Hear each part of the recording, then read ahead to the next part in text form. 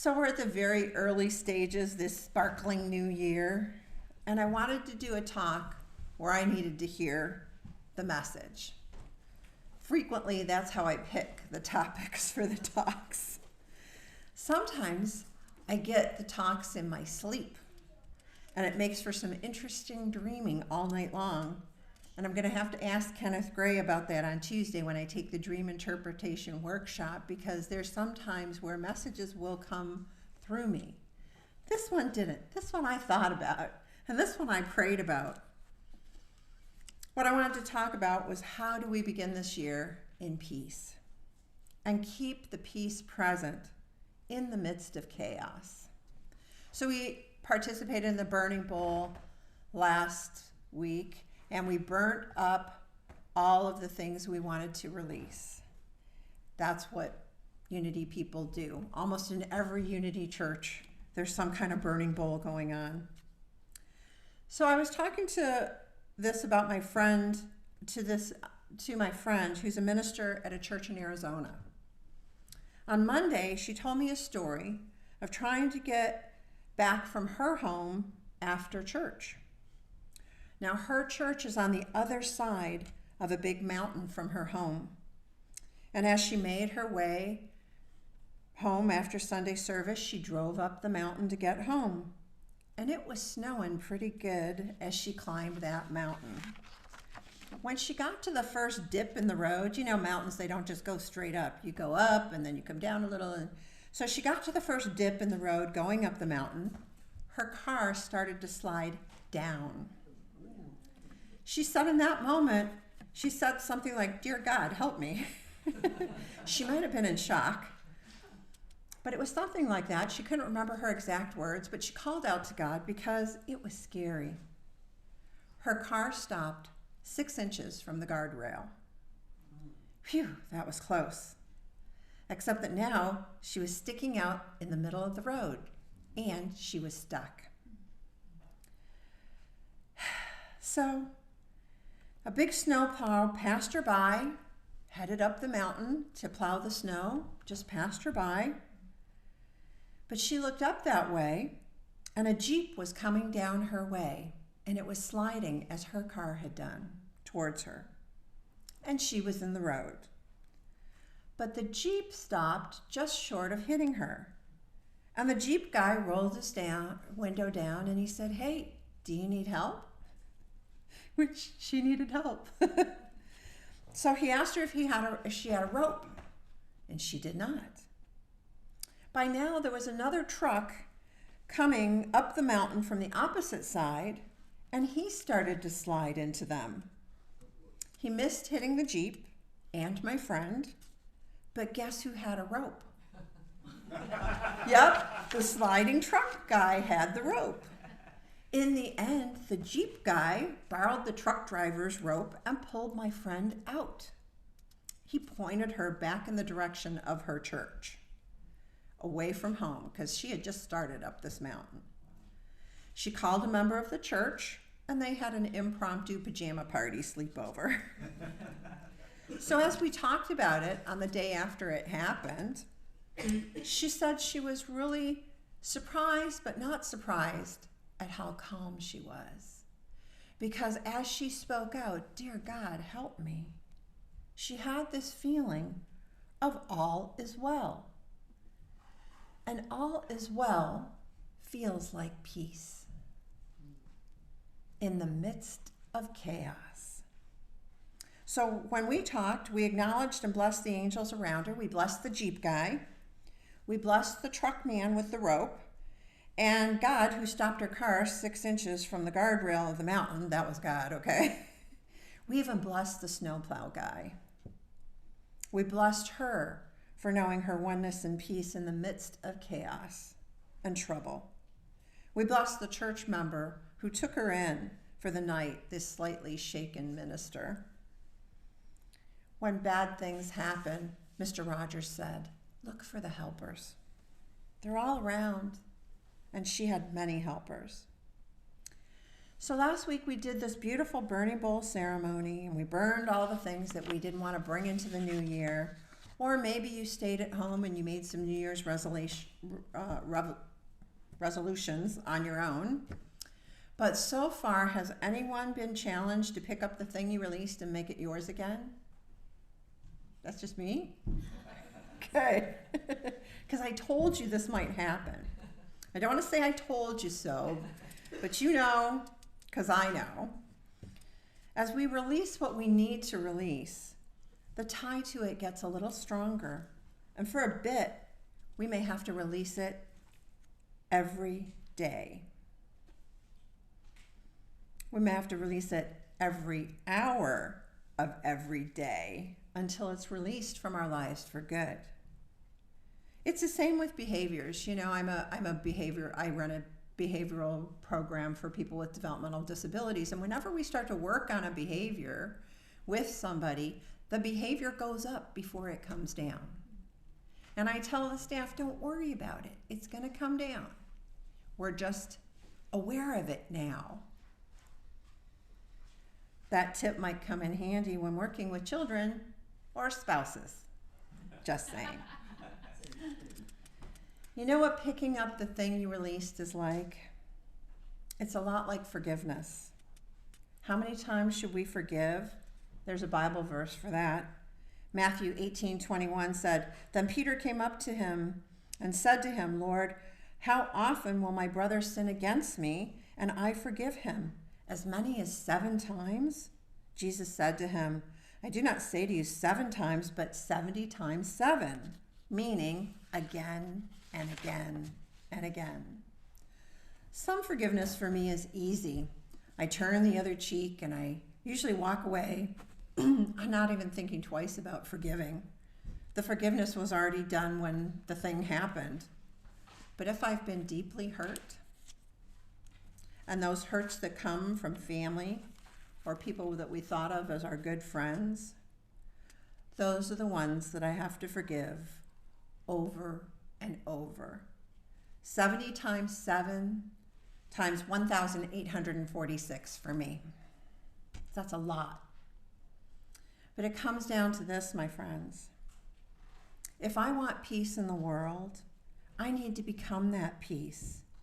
And the only road to peace that I found goes right smack through Forgivenessville, is what I call it. And I have to spend some time in Forgivenessville, and I have to make peace with the situation. And I have to make peace mostly with myself there. And then I'm able to forgive and move on again. You see, I forgive as I expect to be forgiven. And I've been shown God's true grace. Many, many, many things I've done in my life. I've been forgiven, so I forgive. With this in mind, I want to do something we usually do at the start of the new year. Lots of Unity churches do it, and it's called Letters to God. Have you ever taken a moment to write down the things you need to say to God? Yeah, they're in your heart, and they're in your mind even, but to write it down is very powerful. So I'm going to invite you today to write a letter to God from you. And I want you to let it reflect you and your love. Let it flow from you like a letter to an old friend, like the river flows along some familiar shore. Let it flow like that. Invite the presence of Spirit to speak to you with truthful assurances of what this new year will bring. And as you write, it may seem if you're just like you're just making it up, and indeed you are, but you're doing it with inspiration. To be inspired is to breathe in Spirit. So breathe in Spirit and use your own way of speaking. Allow Spirit to inspire and encourage you this new year. This will be a letter that you can read later on in the year when realizing that God's loving presence has been with you in all things, all the time. So we're going to write our letter now. You got a envelope And the first thing we're going to do is address the envelope to yourself. So let's take some time. Address that envelope to yourself. Wherever you live. So I want to tell you about what's going to happen with the letters after you write them while you're writing your address. The letters will stay inside of our church Bible until I send them out later in the year. But I'm going to hold them in prayer until they're returned to you. They're going to be sealed, so don't worry about what you write. You write from your heart to God and address it to yourself, and we're going to seal those, and I'm going to hold them in prayer and hold them in our church Bible until I get the word to send it back to you. Usually it's around in July, but something will tell me, oh, it's time to find those letters. I usually pray on them every day, so I see them every day, but it's time to send those letters back, and I'll send them back to you. So does everybody have it addressed? You got everything addressed? So we're going to take a few moments to write our letters to God. And as we do this, I want to read a poem by James DeLette Freeman. And this is one of my favorite poems. James DeLette Freeman was a Unity icon and teacher. And he wrote, I am there. Do you need me? I am there. You cannot see me, yet I am the light you see by. You cannot hear me, yet I speak through your voice. You cannot feel me, yet I am the power at work in your hands. I am at work, though you don't understand my ways. I am at work, though you don't recognize my works. I'm not strange visions, I'm not mysteries, only in absolute stillness, beyond self, can you know me as I am, and then, but as a feeling and a faith. Yet I am there, yet I hear, yet I answer. Whenever you need me, I am there. Even if you deny me, I am there. Even when you feel most alone, I am there. Even in your fears, I am there. Even in your pain, I am there. I'm there when you pray and when you do not pray. I am in you and you are in me. Only in your mind can you feel separate from me. For only in your mind are the mists of yours and mine. Yet only with your mind can you know me and experience me. Empty your heart of empty fears. When you get yourself out of the way, I am there. You yourself can do nothing at all, but I can do all, and I am in all. Though you may not see the good, good is there, for I am there. I'm there because I have to be, because I am. Only in me does the world have meaning. Only out of me does the world take form. Only because of me does the world go forward. I am the law on which the movement of the stars and the growth of the living cells are founded. I am the love that is the law's fulfilling.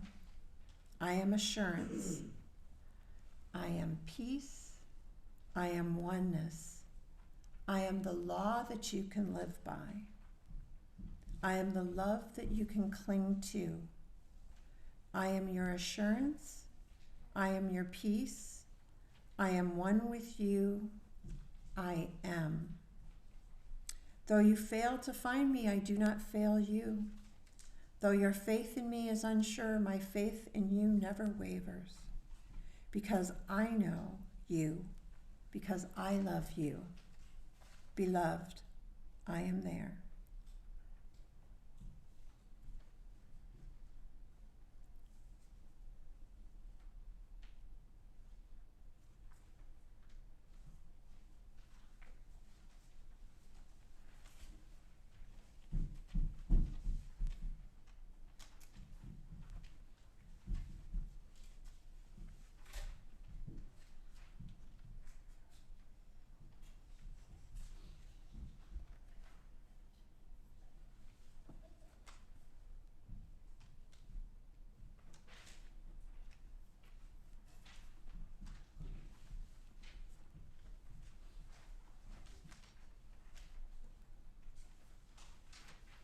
You may think, I manifest a fresh start from my divinity.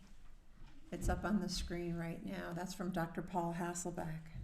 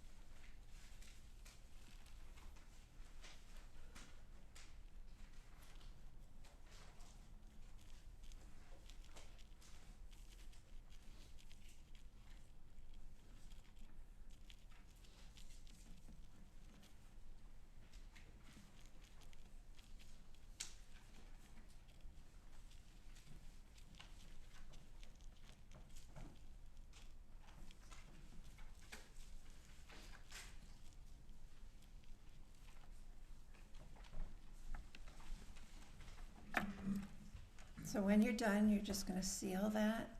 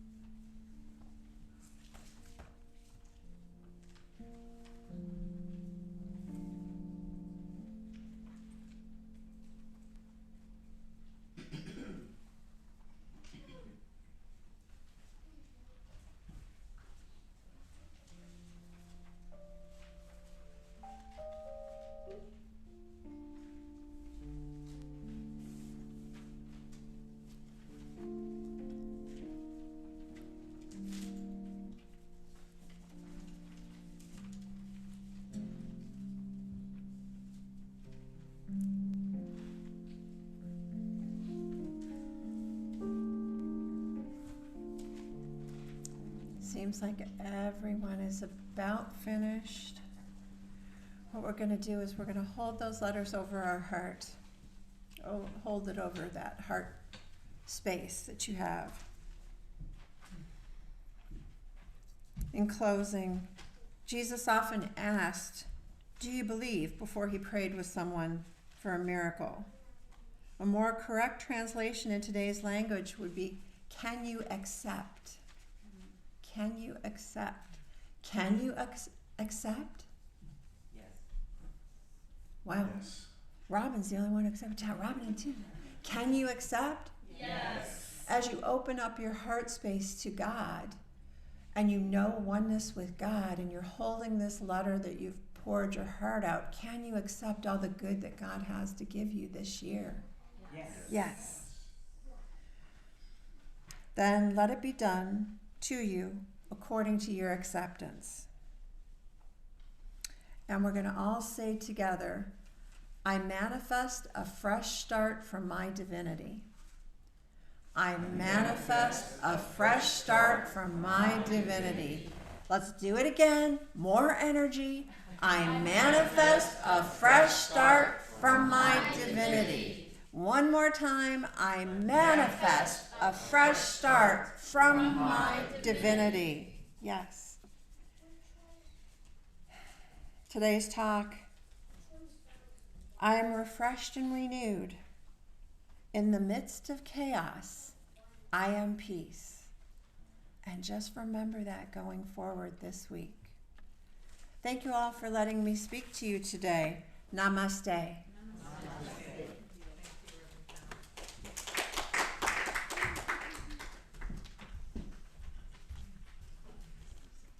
Thank you, Reverend Carol. I don't know if everybody else is feeling this, but I'm feeling refreshed and renewed already. Let's thank Reverend Carol again.